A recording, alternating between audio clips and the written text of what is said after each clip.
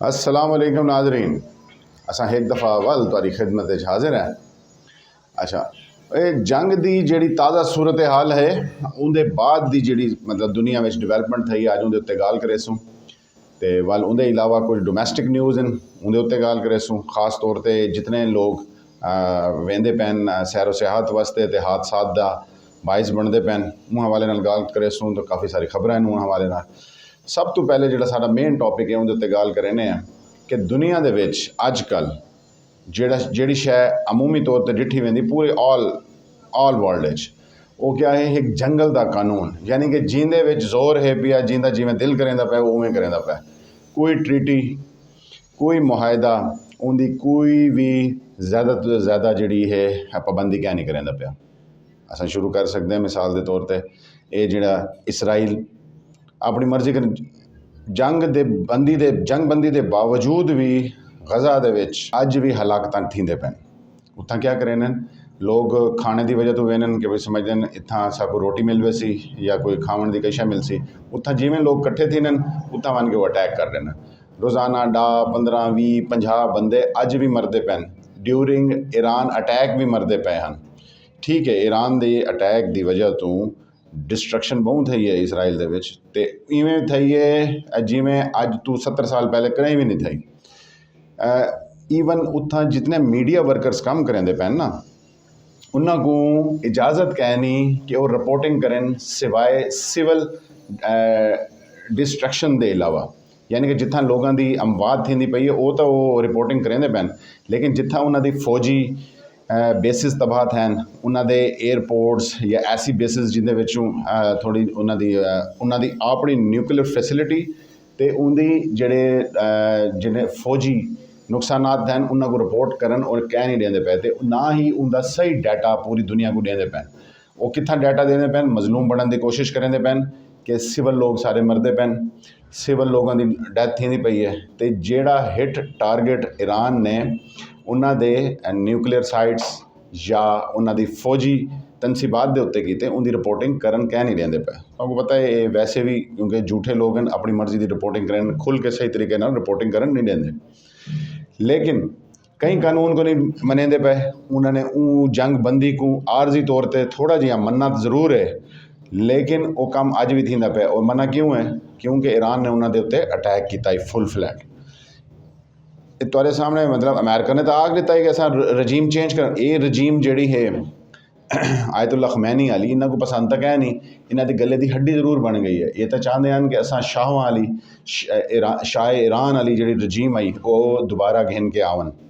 ठीक है, उनके वास्ते काम ही करेंदे पैन, लेकिन क्योंकि इन्हों को फैंटी इतनी पै गई है तो उनकी वजह तो एक हाली ये कायम नहीं कर सके। तो कोई भी ट्रीटी कोई भी मुआहदा उनकी पासदारी कै नहीं करेंदे पे। इवें तो आपको मैं एक बई गल दसा जिमें पाकिस्तान दे विच तुसां देते पे हुए कश्मीर वाले उन्होंने अपने मुआहदे ख़त्म कर दिते हैं। जी ट्रीटी थी हुई है कश्मीर का जोड़ा एक स्पैशल स्टेटस है वो भारत ने ख़त्म कर दिते अपनी मर्जी नाल उसको अपनी स्टेट डिक्लेयर कर दिते। कोई मुआहदे की जी पासदारी क्या नहीं। इवें ही पाकिस्तान ने वाल बयान दिता है कि हम सिंतास मुआहदा जोड़ा है वो ख़त्म कर देसूँ। आदब है जंगल का कानून, कोई ट्रीटी कोई मुआहदे कई दी पासदारियां खत्म थींदे पैन। ई टाइम दुनिया दे विच आखिरकार दुनिया बहुत वड्डी जंग की तरफ वेंदी पई है जेड़े लिए अखलाकियात खत्म थी वेंदी है तो दुनिया जी है वो पासे टुर पौंदी है तो अज वो कम थी गए।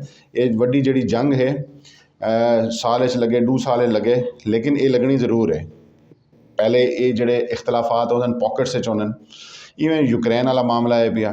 ठीक है, वो अपनी जी अस्करी सलाहियत है उनके इजाफा रोज़ ब रोज़ रूस करेंदा पे तो अगर करेंदा रहा सी, यानी वड्डी जंग की तैयारी है।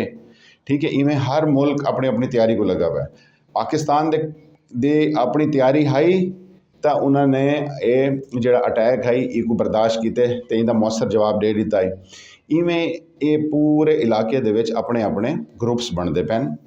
ये वड्डी जंग अजीम की तरफ वेंदा पे मामला क्योंकि सारे जंगल दे विच पूरी दुनिया दे विच जंगल का कानून चलता पे तो ये जी हालात हैं अगर इको ना सुधारा गया तो जंगल की अग की तरह ये फैल वैसी मामला।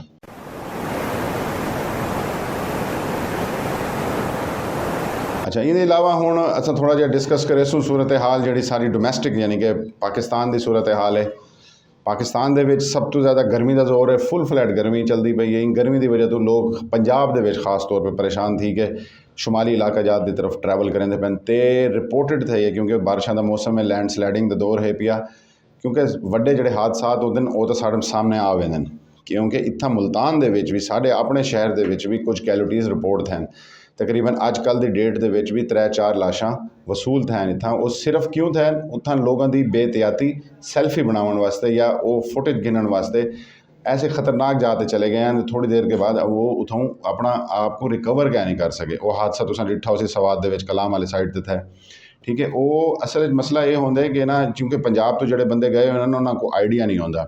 ये जोड़ा सैलाबी रेला आंदे बहुत ज़्यादा ऊंचाई तो आंदा पिया, तो इनकी स्पीड बहुत ज़्यादा होंदी है, तो उहदे विच पत्थर भी होंदे, पानी भी होंदे, ते पानी जिहड़ा होंदा ना उनकी रोलिंग जिहड़ी इवें रोल करेंदा आया आंदा पिया होंदे, तो वो ऐसा खतरनाक होंदे, उहदे विच बंदे दा रिकवर करना बहुत मुश्किल होंदा है। क्योंकि ये सीधा सीधा पानी साकू तक भी नज़र आता है, पानी सीधा चलता पे, लेकिन पानी सीधा क्या नहीं चलता पिया होंदा, ये रोल करेंदा पिया होंदा। इन्हें जेड़ी शायद नाल अटकदी है जी पानी जिहड़ा अगर कोई तैराक ही है वो ही तले चला वेंदे तले, क्योंकि वल कोई पत्थर या कई भी शायद सिर को लग सकती है, कोई जख्मी थी सकते, बेहोशी थी वेंदी, वल इनकी वजह तो कैजुअल्टीज़ डेथ्स वगैरह थी न। तो खास तौर पर क्योंकि ट्रैवल इन सैरो सियाहत वाला मामला होंदा इन्हां डियां दे विच, ते एहतियात की बहुत ज़्यादा जरूरत है। इनके अलावा लैंड स्लाइडिंग होंदी है, तो पत्थर सिरकते पे होने मामला, जिथा बारिश थी पई है तो कुछ चाहिए उत्थां रुक वनो, स्टे कर गिनो। ये लोग बारिश के भी ट्रैवल करेंदे पे गड्डियां दे विच। इनदे कोई पहले भी कुछ हादसात थे, नारायण कागान दे विच भी हादसात थे, उत्थां गड्डी जिहड़ी है पूरी दी पूरी खाई च गई है, तो डेथ्स रिपोर्ट थे ऑलरेडी।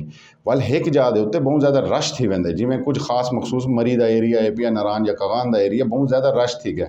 रश की वजह तो खूबसूरती नहीं रही हूँ इलाके की, तो आपको चाहिए मुख्तलिफ इलाकों के फैल बनो, तो जो छोटे पॉकेट्स हैं वो ज़्यादा खूबसूरत भी होने, ईवन थोड़े जे सस्ते भी होने, तो उत्थां रिहाइश तो खावन पीवन का मामला, तो बंदा ज़्यादा इंजॉय भी कर सकता फैमिली के नाल, ठीक है। ये सारी सूरत हाल है अजकल की हालात हाजरा के हवाले नाल, ते भी आ तो थोड़ी जी रिपोर्टिंग करने हैं PTI के हवाले नाल, जी इमरान खान के हवाले नाल कुछ खबर हैं पे, क्योंकि बहुत ज़्यादा लोग उन्होंने को मिलन वेंदे पैन, तो वो रिपोर्ट करेंदे पैन कि जेल दे विच बड़े सख्त हालात का सामना करेंदा पे इमरान खान, तो अज तक उन्होंने फरियाद ते रहम की अपील खान साहब ने कह नहीं की।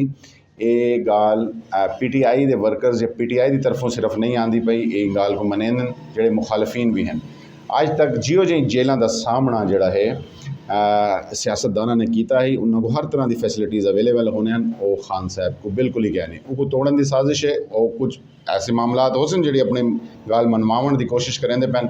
ज़ाहिरी गाल है एस्टैबलिशमेंट इहदे विच इन्वॉल्व हो सी तो सही, लेकिन मैं तो कोई याद पे कमाल दी रेजिस्टेंस पाकिस्तान दे विच तारीख इहो जी रेजिस्टेंस, इहो जी बर्दाश्त, जिन्हें इतनी ज़्यादा कुर्बानी बई कहने नहीं दी जी खान साहब ने दी है। बाकी मामला लग रहे पाकिस्तान दे बेहतर थी वन, तो असां अपने मुल्क को बेहतरी की तरफ गिन के वनूँ। तुहाडे नाल वल इंशाअल्लाह मुलाकात थी सी। अस्सलाम वालेकुम।